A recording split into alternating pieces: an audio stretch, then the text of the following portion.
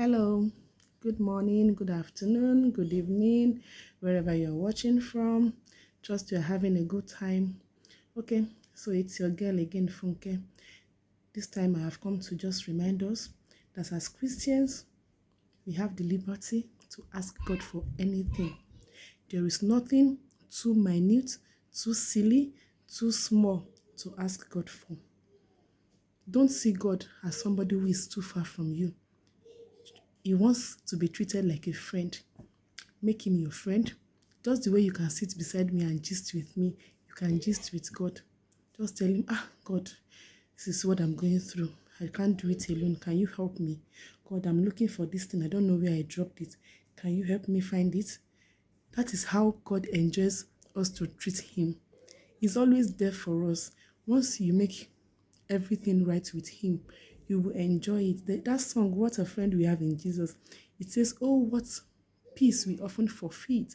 Oh, what needless pain we bear, all because we do not carry everything, emphasis on everything, to him in prayer.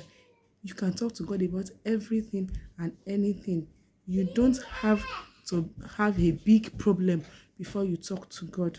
This reminds me of this story. It happened to me when I just gained admission into the university. I was to go for clearance, but I really don't have anybody in Benin. So I talked to a friend and they linked me up with one auntie. So she gave me her accommodation. She doesn't stay there. She just comes and goes. Like she comes over the weekend and goes back. So I was the one that occupied the place for 2 weeks. It was a big boys' quarters in a compound. So that compound has a major house. The major house is facing the gate. My own apartment, which is the boys' quarter, is facing the fence. So we are backing each other. So I was there for 2 weeks. I didn't have any rapport with the people in the main building other than good morning, good afternoon. So for us to get water in that compound, I have to go round, come out of the compound and go to the next compound, which is the fence that is in front of my own apartment. So the fence is to the next compound, but you have to go around and we buy the water. So I'll push wheelbarrow with some, I think 6 jerrycans inside, and buy the water and come back. So after my 2 weeks stay, it was time for me to go back home and go and prepare for proper resumption. So, but I didn't want to leave the house like that. I wanted to clean it up, wash bed sheets, mop the floor, take care of everywhere. So I needed water, but I was very sick that day and I was leaving the next day.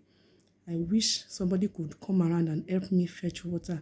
But like I said, I had no one. But I knew from deep down my heart that I didn't want to leave that house the way it was. So I just laid on my bed and said, God, you know I feel so weak. But if I can get someone to help me fetch water, I can manage to clean up this house. When I said it, the human voice in me reminded me that I had no one in Benin. I said, even at that, God, you can do all things. Just help me. And I left it that way. Do you know, within 10 minutes, something happened. Somebody just came and knocked on my door. When I opened, it was a lady from the main building. And she said, Auntie, please, we need your help. That we just paid them at the water compound where we fetch water to help us pass a pipe from their compound to the compound. They want to fill all their drums. So they are just wondering if I could permit them to put their buckets in front of my apartment and I will be free to fetch water too, that I don't have to pay. They've paid for everything. I should just fetch water. I just looked and, God, that was you. Immediately I said, of course, no problem, feel free. So they brought all their buckets and that was how I filled all the buckets. In fact, the ones I wouldn't have normally filled, I did. I almost filled spoons and cups with water that day. And I was very excited that, can you imagine, just that little prayer I uttered to God, God answered.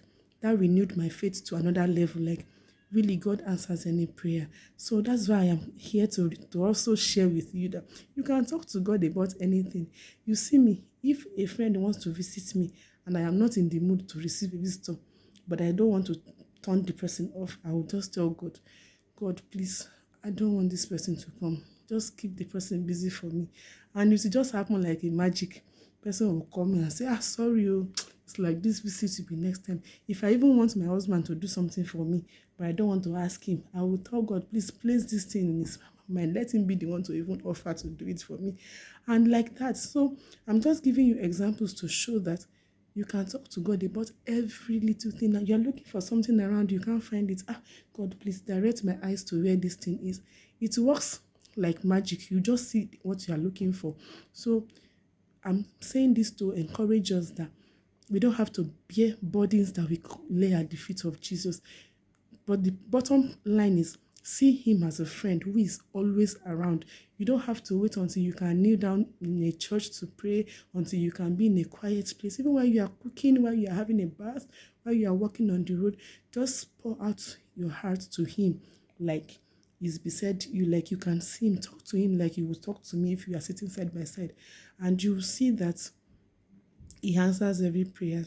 I pray that we tap into such privilege, that we don't just miss out on the privileges God has given to us because of our ignorance. So today, I am hoping that from now on, you continue to speak to Jesus, you continue to ask him for everything you need, you continue to rely on him, and I can assure you, he never fails. Thank you for watching. See you again next time. Bye.